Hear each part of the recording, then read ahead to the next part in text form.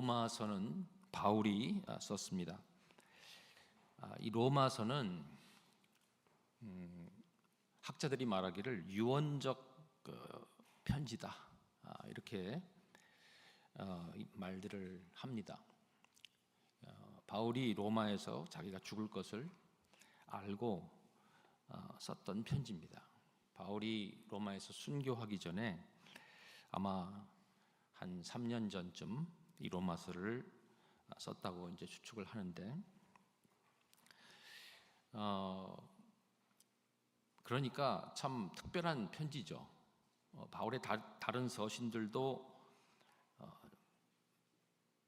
중요한 편지들이지만 특별히 로마서는 자기가 거기서 죽을 것을 알고 미리 쓴 편지예요. 그래서 유언적 그 어떤 성격을 갖고 있다, 이렇게 말들을 합니다.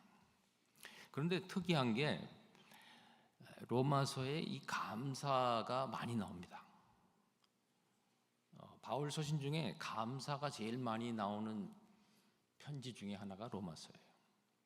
좀 특이하지 않습니까? 자기가 거기서 죽을 것을 알고 쓴 편지인데 감사가 제일 많이 나온다. 좀 우리로 하여금 뭔가 생각하게 만드는 그런 특별한 서신이 로마서입니다. 저는 오늘 4가지 말씀을 드리려고 하는데, 감사는 믿음의 증거다. 감사는 믿음의 증거다. 두 번째는 감사는 소명의 결과다. 세 번째, 감사는 은혜의 열매다. 네 번째, 감사는 기적의 통로다. 이 로마서가 이걸 다 지금 우리에게 보여주고 있어요. 첫째, 감사는 믿음의 증거다. 자기가 죽을 것을 알고 쓴 그 편지인데 거기에서 사도 바울은 감사하고 있어요. 1장 8절에 오늘 읽은 말씀, 너희 믿음이 온 세상에 전파되는 것이 감사하다. 그 다음에 1장 21절, 또 6장 17절, 7장 25절, 14장 6절, 15장 9절, 16장 4절, 감사가 나옵니다. 그래서 감사는 믿음의 증거예요. 믿음이 있을 때 감사가 나옵니다. 분명합니다. 우리가 믿음이 약해질 때, 믿음이 흔들릴 때 가장 금방 나타나는 증거는 감사가 줄어드는 거예요. 반대로 믿음이 충만하고 믿음이 담대해질 때는 감사가 저절로 터져 나옵니다. 이건 뭐 100%입니다. 근데 특별히 이 로마서가 좀 더 우리에게 좀 특별한 이 교훈을 주는 것은 죽음을 앞두고 쓴 편지란 말이에요. 그런데 거기서 감사하고 있다. 그건 뭐냐 하면 우리의 믿음은 죽음까지도 포함한 믿음이어야 한다는 거예요. 우리가 잘 사는 거에 대한 그런 그 믿음도 중요하지만 잘 죽는 것도 믿음에 포함됩니다. 그러니까 바울이 자기가 죽을 것을 알았던 그 로마, 그리고 그 로마에 이제 가기 위해서 기도하고 준비를 했는데 여기에서 감사가 이렇게 많이 나온다. 이거는 믿음의 증거일 뿐만 아니라 그 믿음은 심지어 바울이 내가 어떻게 죽을 것을 알고도 믿고 감사한 그런 믿음이었다는 겁니다. 여러분들에게도 그런 믿음이 있기를 바랍니다. 이 세상에서 잘 살고, 물론 잘 사는 거 중요하죠. 열심히 성실하게 하나님의 그 뜻대로 잘 사는 것도 중요하지만, 그러나 설사 우리가 하나님이 부르셔서 이제 이 세상을 떠난다 해도 바울처럼 내가 그리스도와 함께 있는 것이 훨씬 좋다라고 고백하면서 주님께로 갈 수 있는 그런 믿음을 하나님께서 주시기를 축원드립니다. 두 번째로, 감사는 소명의 결과다. 여러분, 로마서는 바울의 소명과 직결되어 있습니다.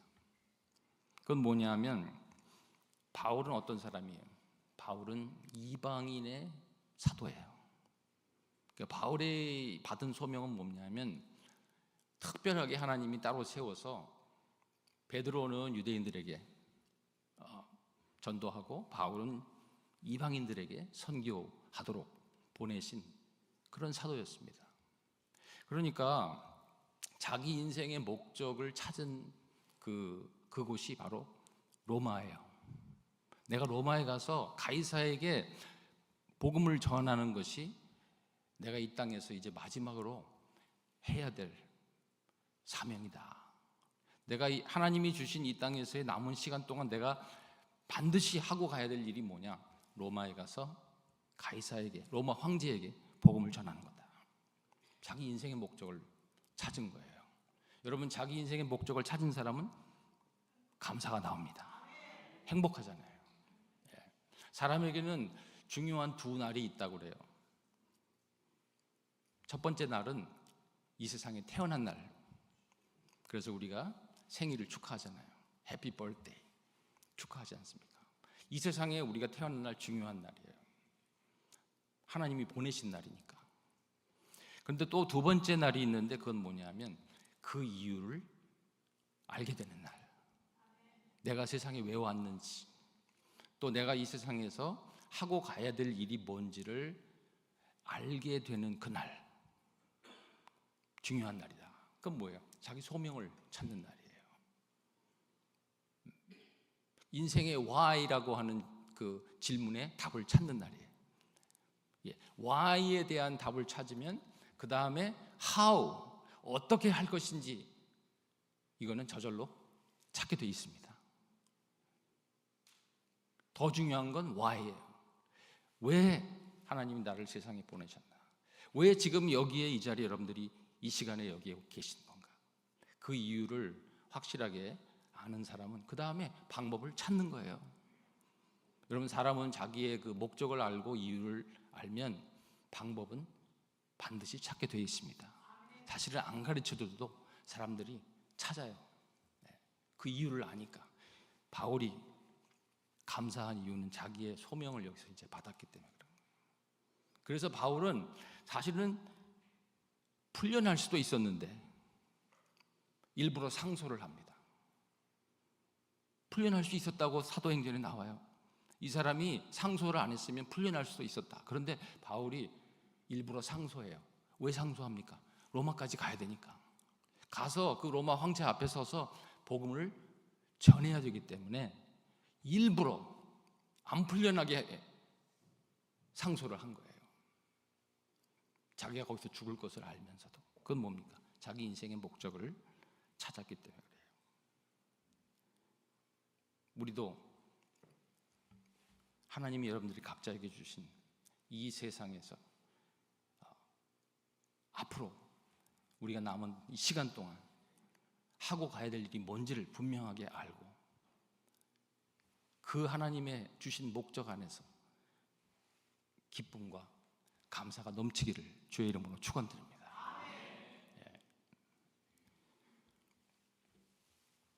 세 번째 감사는 은혜의 열매다. 은혜의 열매다.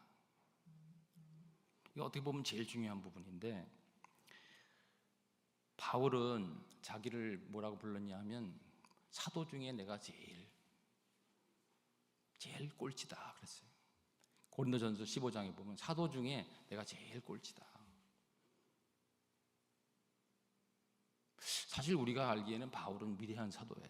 아마 사도 중에 어쩌면 넘버원일 수도 있어요. 베드로와 이렇게 대등한 그런 인물이었어요. 그렇지만 자기를 사도 중에 자기를 제일 꼴찌로 그렇게 봤다는 거예요. 또 성도 중에 제일 자기를 작은 자로 봤어요. 에베소 3장에 보면 내가 성도 중에 제일 작은 성도다. 바울이 여기 만약에 와서 간증을 했다면 여러분들에게 그 똑같은 말을 했을 거예요. 여러분들보다 내가 더 작은 성도다. 심지어 나중에 뭐라고 고백을 하냐면 내가 죄인 중에 괴수다 그래요. 죄인 중에도 제일 나쁜 죄인이다 그거예요.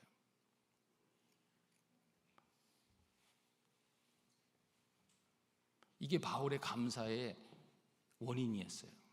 감사의 가장 큰 원인, 그건 하나님의 은혜입니다. 예. 이런 나 같은 사람을 사도 중에 제일 꼴찌고 성도 중에도 제일 꼴찌고 죄인 중에도 제일 꼴찌인 나 같은 이런 사람을 하나님이 버릴 수 있었는데, 버려도 내가 할 말이 없는데, 지옥에 보내도 내가 할 말이 없는데 나를 하나님이 불러서 따로 세워서 이런 영광스러운 직분을 맡기셨다. 감사가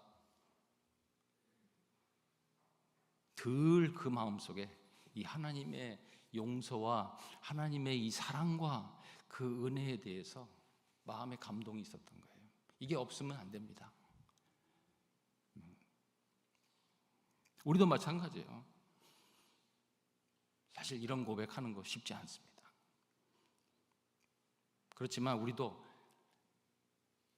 바울처럼 우리가 똑같은 바울이 지었던 그런 어떤 죄를 우리가 똑같이 짓는 건 아니지만, 바울은 예수 믿는 사람들을 잡아다가 감옥에 넣었잖아요. 그러니까 얼마나 자기가 주님의 교회를 핍박하고 또 주님을 믿는, 예수 믿는 사람들을 그렇게 괴롭힌 거에 대해서 굉장히 죄책감을 느꼈던 거예요. 그러니까 이런 나 같은 사람, 이건 하나님이 지옥에 보내야 되는데 나를 용서하시고 사랑하셔서 부르시고 세우셔가지고 이방인에게 복음을 전하는, 그것도 다른 것도 아니 바로 로마 황제 가이사한테 가가지고 복음을 전하도록 하셨다. 그러니까 이제 목숨이 아깝지 않은 거예요. 내게 사는 것이 그리스도고 죽는 것도 유익하다. 예, 빌립보서에 고백하잖아요. 그건 왜? 감사하니까. 죽어야 마땅한 사람인데, 심판받아야 마땅한데, 하나님이 버려야 마땅한 사람인데 어떻게 나를 하나님이 안 버리고 이렇게 용서하시고 사랑하셨을까? 그 다음부터 이 감사가 넘치니까 용감해지는 거예요. 여러분, 사랑받은 사람은 용감해집니다. 예, 사랑받은 사람은 용감해져요. 이 사랑이 위대하거든요. 특히 하나님의 이 사랑을 받았다, 하나님의 용서를 내가 받았다, 그러니까 용감해지는 거예요. 그러니까 그 사도행전에 보면 바울이 맨 마지막에, 사도행전 맨 마지막에 그 로마에 가서 끌려가가지고 그 로마에서 지금 재판을 기다리고 있는 그 장이 28장이에요. 사도행전. 거기에 보면 맨 끝에 31절에 바울이 자기 셋집에서 재판을 기다리면서, 이제 죄수예요 지금 바울이. 거기서 사람들이 찾아오니까 자기 셋집에 사람들을 모아놓고 주 예수 그리스도와 하나님의 나라에 대해서 담대하고 거침없이 전파했다, 이렇게 말한 거예요. 성경에 나온 담대하고 거침없이. 그리고 자기의 모든 자랑거리들을 전부 이제 배설물로, 자기가 옛날에 이런 사람이었는데, 자기가 옛날에 유대인 중에 유대인, 뭐 히브리 족속이고, 자기가 베냐민 집하고, 자기가 뭐 율법으로는 흠이 없고, 얼마나 그 스펙이 뛰어났습니까? 당대 최고예요. 율법학자. 이거 다 배설물이다. 왜? 하나님의 은혜를 체험한 거야. 하나님의 은혜, 용서, 하나님의 사랑을 체험하니까 이것들 다 이제 쓸모없는 것들. 그래서 그리스도를 아는 것이 이제는 제일 고상한 지식이다. 이제 그리스도를 높이는 거예요. 그리고 영광이에요. 예수 그리스도를 내가 이제 알고 그분을 위해서 하는 것이 내게 정말 영광이다. 오늘 목사님 그 칼럼을 보니까 이 나바오 이제 갔다 오신 후에 칼럼에 목사님 그렇게 적으셨어요. 하나님의 일하심에 참여시켜 주심만으로도 감사하다. 네, 우리가 무슨 일을, 큰 일을 해서가 아니고 그런 영광스러운 일에 우리를 동참시켜 주시고 참여시켜 주신 것 그 자체로 감사하다. 이게 바울의 심정 아닙니까? 이게 바로 이 로마서에 나온 거예요. 그래서 로마서에 어떤 다른 서신보다도 감사가 많이 나오는 이유는 바로 로마서가 하나님의 은혜, 하나님의 용서, 그 하나님의 사랑의 그 열매, 그게 바로 바울이 볼 때는 로마였어요. 여러분들에게는 가디나입니다. 네. 여러분들은 이 가디나에 지금 계신 거 아니에요? 하나님이 여러분들을 여기다가 불러다가 지금 여기에 앉혀놓으시고 예배드리고 여기서 하나님께 영광 돌리고 하나님을 섬기고 교회를 섬기고 선교하고 복음을 전하고 이 지역사회의 빛과 소금 되게 하신 줄로 믿습니다. 이게 다 하나님의 은혜예요. 그래서 감사는 이 은혜의 열매, 하나님의 사랑받은 증거, 이겁니다. 네 번째로, 마지막으로 감사는 기적의 통로다. 기적의 통로. 자, 여러분, 이 사도행전 다음에 뭐가 나옵니까? 사도행전 다음에 나오는 책이 뭐예요? 로마서잖아요. 사도행전 다음엔 로마서가 나와요. 그리고 사도행전은 어떻게 보면 바울이 로마에 끌려가서 거기서 재판받기 위해서 기다리고 있는 것으로 끝나요. 그러니까 사도행전의 끝은 그다지 그렇게 낙관적이지 않아요. 사도행전의 끝은 어떻게 보면 바울의 인생의 끝이에요. 그리고 여기서 이제 앞으로 순교할 거예요. 그의 인생이 여기서 끝날 거예요. 그렇게 끝납니다. 사도행전 28장 그렇게 끝나요. 그런데 그 다음에 로마서가 나와요. 로마서는 뭡니까? 이방 선교, 그러니까 세계 선교의 출발점이에요. 그 말은 무슨 말이에요?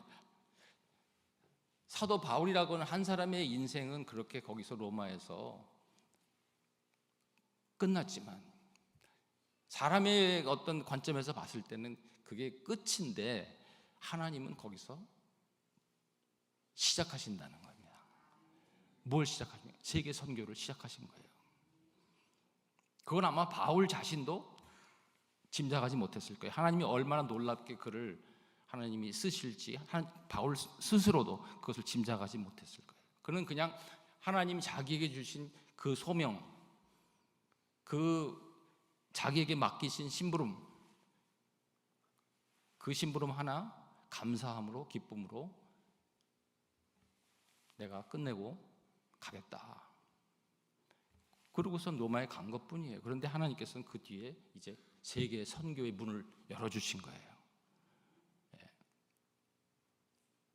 바울의 그 조그만 새방, 로마에서 자기가 갇혀 있었던 조그만 그 새방, 새집, 거기서 몇 사람 모아놓고 뭐 죄수였으니까 그 새집이 얼마나 컸겠습니까? 아마 뭐 한 10대 명 모였을 거예요. 거기서 가르친 거에 모아놓고 주 예수 그리스도와 하나님의 나라에 대해서 담대하고 거침없이 가르쳤다.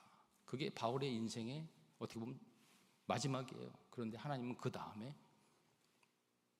그를 통해서 세계 선교의 문을 열어주십니다.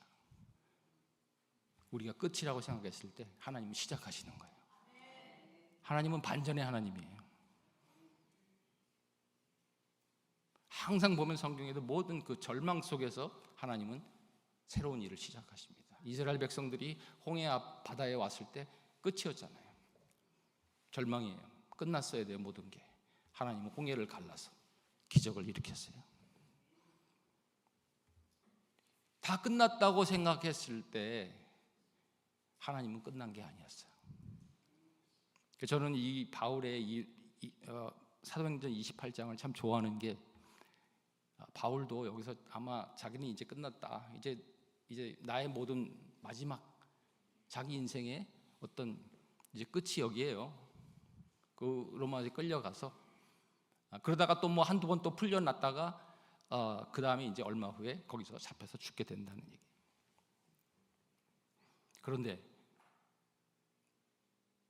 이 모든 게 지금 어떻게 시작된 겁니까? 감사에서 시작된 거예요. 예. 여러분, 감사의 파워, 하나님의 은혜, 하나님의 용서하심, 또 하나님의 어떤 그 부르심과 그 하나님의 그 사랑으로 우리가 감사 넘칠 때 하나님은 그 감사를 귀하게 보시고 그것을 기적의 통로로 사용하실 줄로 믿습니다. 하나님은 감사하는 사람 좋아하세요. 하나님 감사하는 사람 좋아하는 거 분명해요. 예수님이 나병 환자 10명을 고쳤잖아요. 그런데 몇 명이 돌아와서 감사했죠? 한 명만 돌아와서 감사했어요. 그 예수님이 나머지 9명은 어디 갔어?